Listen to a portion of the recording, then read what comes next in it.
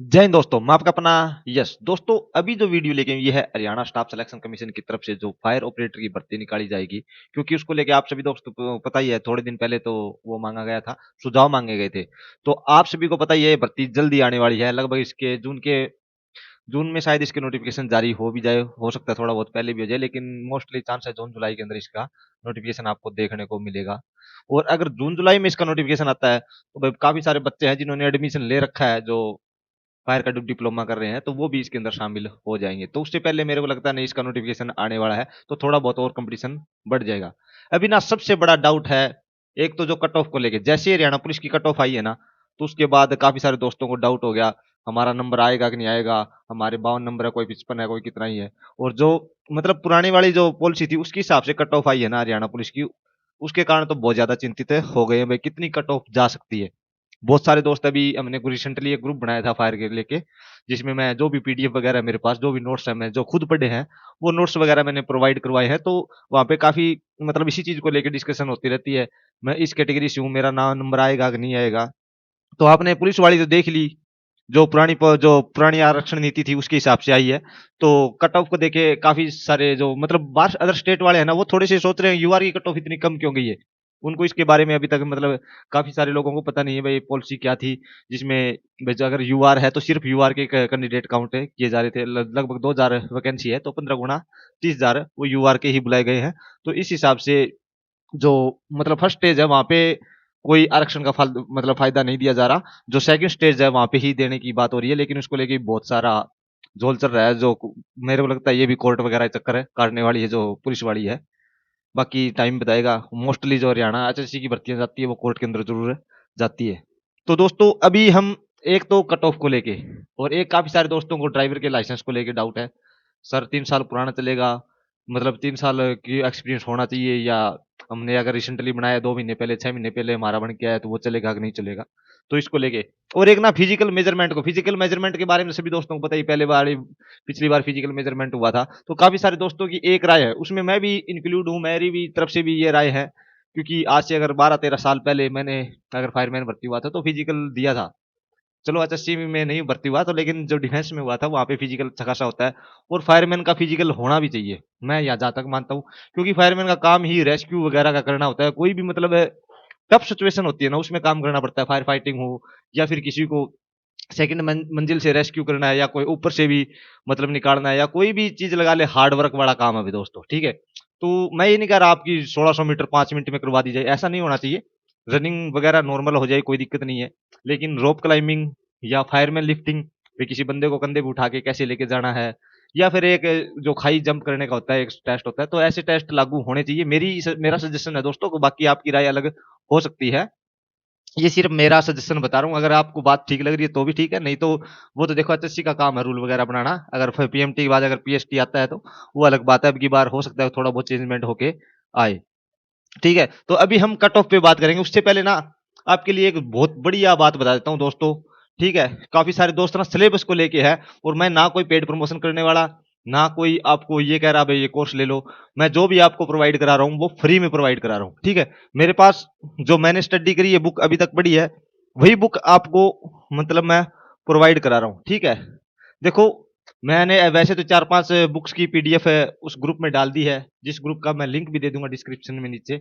उसके अंदर आपको, आपने ना बड़े से बड़े अच्छे से टीचर का सिलेबस पढ़ा होगा, कोर्स भी लिया होगा, कोई 2000 का होगा, कोई 1500 का होगा, कोई कितने का ही होगा, आपने कोर्स लिया होगा, उसमें आपने स्टडी की होगी। मैं उस कोर्स से अपना कोई लेना देना नहीं है, आपने किया तो बहुत अच्छी बात है। लेकिन मैं जो सिलेबस मैं प्रोवाइड करा रहा हूँ ना, एक बार वो भी पढ़ के देख लेना, ठीक है। और फ्री ऑफ कॉस्ट है, कोई ये भी नहीं है भाई मैं कोई आपके पैसे लग रहे हैं, बिल्कुल नहीं लग रहे, फ्री ऑफ कॉस्ट है, ठीक है। क्योंकि मेरे पास ये पीडीएफ पड़ी है, मेरे पास ये नोट्स पड़े हैं, तो मेरे कुछ नहीं, मेरे को सिर्फ फोटो खींची है और मैंने पीडीएफ अपलोड कर दी। वो आपका काम है, पढ़ना या न पढ़ना वो आपका काम है दोस्तों, ठीक है। तो ये देखो इसके अंदर एक बुक में अलग अलग बुक्स है, वैसे तो 4-5 बुक की पीडीएफ मैंने अपलोड कर ली है, कुछ बच्चे उसमें जुड़े हुए हैं तो वो पढ़ भी रहे हैं। तो इसमें देख लो, ये सिलेबस है इसके अंदर, भवन निर्माण के बारे में जो आपके सिलेबस में आने वाला है, या देहात की फायर के बारे में, जो फिक्स्ड फायर जो इंस्टॉलेशन है जैसे हाइड्रेंट वगैरह या जो लगे होते हैं उसके बारे में, जो एयर एंड क्राफ्ट के जो रेस्क्यू वाला है ना वो भी सिलेबस के अंदर है सर। और फायर शिप फायर है ना, जो आपको पता ही है वो सिलेबस के अंदर है। तो ये लैडर के बारे में भी है, होज के बारे में भी है, जो फोम के बारे में भी कैसे बनाया जाता है, झाग बनाने वाले उपकरण, वाटर टेंडर है, प्रैक्टिकल फायरमैनशिप, पंप प्राइमर, होज फिटिंग से, स्माइल गेयर्स, आइडेंट फिटिंग। मतलब ये देखो बी ए सेट है, वाटर रिले सिस्टम है, या जो भी मतलब उसके अंदर है ना, इस मोस्टली इस बुक में आपका कवर हो रहा है। और आप अगर पुराने वाला पेपर देखोगे ना दोस्तों, तो पुराने वाले पेपर में एक बार ये बुक पढ़ के आप पुराने वाला पेपर उठा के देख लेना, मोस्टली आप क्लियर कर दोगे। हाँ, सब कुछ जैसे भवन बिल्डिंग को लेके उसमें आपके क्वेश्चन आए हुए हैं, वैसे आप मोस्टली बुक्स पढ़ोगे ना, आग कितने प्रकार की होती है, आग बुझाने के तरीके, ये बस कॉमन सी चीजें मिलेगी। लेकिन जो ये बुक है ना, इसके अंदर आपको एक एक पॉइंट टू पॉइंट मिलने वाला है। अगर आपको ये दिखाई दे रहा ना, तो बिल्डिंग को लेके देखो कितना बढ़िया आपको दे रखा है। मैं इसलिए दिखा रहा हूँ क्योंकि बहुत सारे बच्चे क्या पता 2-2 हज़ार रुपए का कोर्स नहीं ले पाते होंगे।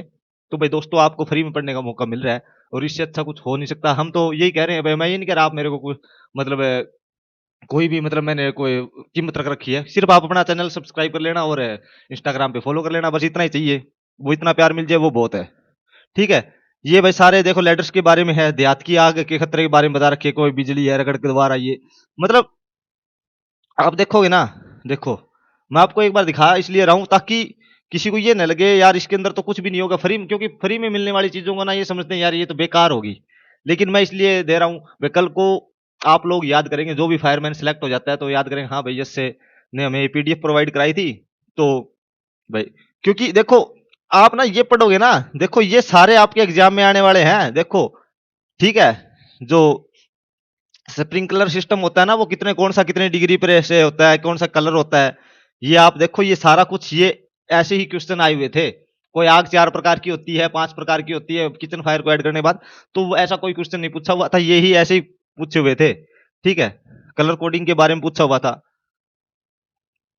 हाँ देखो, भवन के छत पर बने एलिवेटेड टैंक द्वारा जिसकी टैंक की क्षमता 22,500 लीटर होती है, तो ऐसे क्वेश्चन पूछे हुए थे। मैं और भी थोड़ा सा दिखा देता हूँ ताकि एयरक्राफ्ट वाले में देखो दोस्तों, एयरक्राफ्ट में हवाई अड्डे रनवे को टच पॉइंट है, एप्रोन, ठीक है, थ्रेशोल्ड, ये चीजें इसलिए मैं आपको बता रहा हूँ ताकि थोड़ा सा आपको पता चल जाए इस किताब में दम है, आप इसको पढ़ ले और सिलेक्शन ले ले। ठीक है। तो ये न मत समझना टाइम वेस्ट वाली बात है। देखो एयरपोर्ट पे मेजर फायर फाइटिंग इक्विपमेंट कौन सा होता है, क्रैश फायर टेंडर आपने देखा होगा, टॉप अप गाड़ी भी देखी होगी। ठीक है। बाकी मेरी इंस्टा आईडी चेक करोगे ना, तब मेरे बारे में बहुत ज्यादा आपको पता भी चल जाएगा। ठीक है।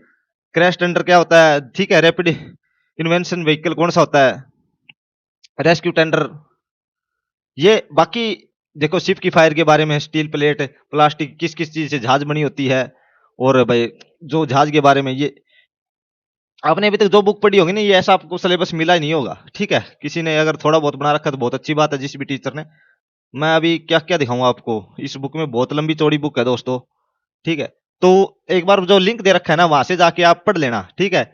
एक तो ये है, एक बुक और भी है मैंने प्रोवाइड कराई है, एक बार ये खुल जाती है तो मैं ये और दिखा देता हूँ आपको। ठीक है। इसमें थोड़ा सा क्वेश्चन टाइप है, इसमें आपको कौन सा सिलेबस मिलने वाला है। देखो ये भी फ्री है, कोई ये मत सोचना। देखो आपकी जो भी सिलेबस से जुड़े हुए हैं ना, इसमें देखो सारे हैं। रसायन विज्ञान, प्राथमिक आग बुझाने के रासायनिक ओज फिटिंग, समाल गियर्स, रस्सियां, सीढ़ियां, एस्केप लैडर, जो टीटीएल है, लैडर है, पंप प्राइमरिंग। थोड़ा सा काफी सारे दोस्त ना इंग्लिश में पढ़ते हैं, तो इंग्लिश में अच्छे समझ में आ जाता है। मेरे भी मोस्टली मैं इंग्लिश में मतलब थोड़ा सा, क्योंकि मेरी जो पहले मैंने अगर कोई भी स्टडी करी है तो ये मोस्टली ये जो चीजें है ना वो इंग्लिश में पढ़ी है। थोड़ी सी हिंदी में मेरे को भी दिक्कत आ जाती है कई बार, तो इंग्लिश में देखना पड़ता है, क्योंकि बहुत सी ऐसी चीजें होती है जिसको हम इंग्लिश में समझ पाते हैं, हिंदी में थोड़ा सा अनुवाद है ना वो सही से समझ नहीं पाते। ठीक है। तो देखो अग्नि, फायर हाइड्रेंट, वाटर रिलेइंग, भवन निर्माण, इसके अंदर भी सारा कुछ आपको वही मिलेगा। ये बुक्स अलग अलग है, ये थोड़ी सी छोटी है, इसके अंदर मतलब थोड़ा सा कंप्रेस करके सिलेबस डाल रखा है। लेकिन जो दूसरी वाली दिखाई है उसमें पूरा डिटेल में दोस्तों। ठीक है। तो आप देख सकते हो, ये बुक किसी को पढ़नी हो ना तो लिंक दे रखा है, आप फ्री में पढ़ सकते हो। और आपको अच्छी लगे तो भाई अपने तैयारी करते रहना, नहीं लगे तो कोई बात नहीं, वो भी कोई इश्यू नहीं है भाई। आपको भाई फोर्स किया जा रहा हो इस बुक को पढ़ने के लिए, बिल्कुल नहीं भाई। जिसको सिलेक्शन लेना है वो पढ़ेगा, नहीं लेना है तो अपना टाइम पास कहीं भी कर सकता है। ठीक है। अभी मैं कट ऑफ को लेके बात करता हूँ। ठीक है। क्योंकि सबसे ज्यादा अगर मैंने थंबनेल में लगा रखा है तो कट ऑफ को लेके ही लगा रखा है। तो दोस्तों कट ऑफ को लेके ये बात है, बहुत सारे दोस्त कह रहे हैं जैसे हरियाणा पुलिस की जो आई है ना, ऐसी ही कट ऑफ जाने वाली है। तो मैं आपको एक बात बता देता हूँ, हरियाणा पुलिस में ना जो कंपटीशन में भाग लेने वाले, फॉर्म अप्लाई करने वाले बहुत ज्यादा थे। ठीक है। हर कोई जो भी एलिजिबल लग रहा था, जिसकी रनिंग हो चाहे नहीं हो, ठीक है, वो अप्लाई कर सकता है। जिसने 12th पास कर रखी है सभी अप्लाई कर सकते हैं, कोई दिक्कत नहीं है। ठीक है, तो उसमें अप्लाई करने वालों की संख्या बहुत थी। लेकिन जो एचएससी फायर ऑपरेटर है ना, यहाँ पे कंडीशन आप देखो, एक तो फायर के डिप्लोमे वाली कंडीशन देखो, एक एवी लाइसेंस वाली, ठीक है, और वैकेंसी 1850 वैकेंसी आने की संभावना है, जो अभी आरटीआई वगैरह से पता चला है। और जो पुलिस में आई है लगभग 5500 वैकेंसी आई है। ठीक है, तो 1850 वैकेंसी, एक 5500 और वहां पे अगर हर गांव से देखोगे हरियाणा पुलिस के लिए, तो आपको 50-50 कैंडिडेट मिलेंगे। ठीक है, ज्यादा भी हो सकते हैं। लेकिन फायर ऑपरेटर के लिए किसी गांव में किसी न किसी, मतलब मोस्टली जिसमें सबसे ज्यादा फायर के कोर्स कर रखे मान के चलो, उसमें 15 के लगभग ही बच्चे मिल सकते हैं, बाकी इससे ज्यादा नहीं, किसी में तो एक एक दो दो भी नहीं मिलेगा। ठीक है, तो इसमें 1850 वैकेंसी आती है, 10 गुना बुलाए जाते हैं तो भी 18,500 बच्चे हो जाते हैं। अगर 15 गुना पीएमटी के लिए 15 गुना भी बुला लेते हैं तो 25,000 के लगभग पहुंच जाएंगे। ठीक है, लगभग 25-26-27 हजार मतलब कैंडिडेट पहुंच जाएंगे। तो इतने बच्चों ने डिप्लोमा नहीं कर रखा, चाहे कितने भी किसी ने कहीं से भी उठा के कर रखा हो। और मैं तो ये कह रहा हूँ भाई, जिस टाइम आपकी पीएमटी होना पहले, तो पीएमटी के टाइम ना डिप्लोमा चेक करने, और एक मतलब सही से गाइडलाइन भी आनी चाहिए, जो नोटिफिकेशन आए भाई ये डिप्लोमे है आपके पास, इन इन इंस्टीट्यूट से कर रखे हैं, तो वैलिड है, आप अप्लाई कर सकते हो, नहीं तो वो अप्लाई ना करें। क्योंकि पिछला जो आपको पता ही है लटकी पड़ी है, अभी तो चलो उसका केस क्लियर भी हो गया, जो क्लियर है उनकी ज्वाइनिंग हो जाएगी, लेकिन डिप्लोमा वालों का थोड़ा सा इश्यू चल रहा है, उसका अभी तक क्लियर नहीं है। वो हो सकता है वो क्लियर इंक्लूड कर ले, जिन जिन दोस्तों ने मतलब अलग अलग इंस्टीट्यूट से जो डिप्लोमे कर रखे हैं, जो पिछली लिस्ट आई थी उससे बाहर थे, हो सकता है इंक्लूड कर ले। और हम तो भाई किसी की भी जॉब लग रही है ना, तो अच्छी बात है, इंक्लूड कर ले तो किसी को रोजगार मिल जाए। लेकिन अब की बार गाइडलाइन सही से आएगी तो उसके हिसाब से हो सकता है जो काफी सारे इनवैलिड डिप्लोमे निकले। क्योंकि आपको ना किसी गांव में भी देख लो, रियलिटी बता रहा हूँ आपको, किसी भी गांव में लगा लो, डिप्लोमा करने वाले कम है, करवाने वाले ज्यादा आज के टाइम, ये फैक्ट है। मेरे को पता है, मेरे पास भी बहुत सारे भाई, सोचा किसी ने भाई ये फायर ब्रिगेड में है तो इसको भी पता होगा, डिप्लोमा डिप्लोमा करवाता होगा ये वो। मेरे पास भी बहुत सारे दोस्तों ने मैसेज किया, सर मतलब फायर का डिप्लोमा करना है, आप करवा दो फलाना दिखड़ा। तो भाई मैंने बोल दिया आपको, अगर जो लिस्ट आई हुई है वो देख ले, जिस भी इंस्टीट्यूट में आपको आईटीआई या कहीं भी एडमिशन मिल रहा है वहां पे एडमिशन ले ले और अपना रेगुलर कर ले। मैं किसी तरह का डिप्लोमा वगैरह कराने में कोई इंटरेस्ट नहीं है। कल को वेरिफिकेशन को लेकर कोई इश्यू हो जाए, फिर बोले इसने ये कर दिया वो कर दिया, तो हम ऐसे किसी कमीशन के चक्कर में पड़ते नहीं दोस्त। ठीक है, तो अपना तो फंडा सीधा सही है। तो जिस भी दोस्त को तैयारी करनी है इससे कर लेना। और सभी कट ऑफ का मैटर ही नहीं है इसमें, सभी का आपका नंबर आ जाएगा, कोई चक्कर नहीं है। ठीक ठीक है, टेक्निकल पोस्ट है ना, उसमें मोस्टली बच्चों का जो मतलब एग्जाम के लिए आपका पीएमटी के लिए आपका नंबर आ जाएगा। तो इसलिए इसकी चिंता ना करें और अपनी तैयारी जारी रखें। आपने फायर का डिप्लोमा कर रखा है तो वैलिड तरीके से कर रखा है तो भी, अगर बाकी जो जैसे भी कर रखा है ना भाई, उसके ऊपर मैं नहीं जाना चाहता।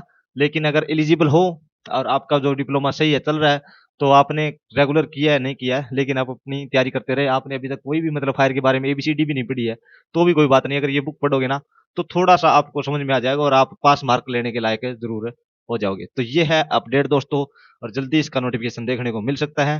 तो अपनी तरफ से तो यही कर सकते हैं दोस्तों। ठीक है, आप चैनल को सब्सक्राइब कर लेना और इंस्टाग्राम पे फॉलो भी जरूर कर लेना। और जो लिंक दे रखा है ना उससे जाके एक बार किताब जरूर पढ़ लेना। जय हिंद दोस्तों, जय हिंद, जय भारत।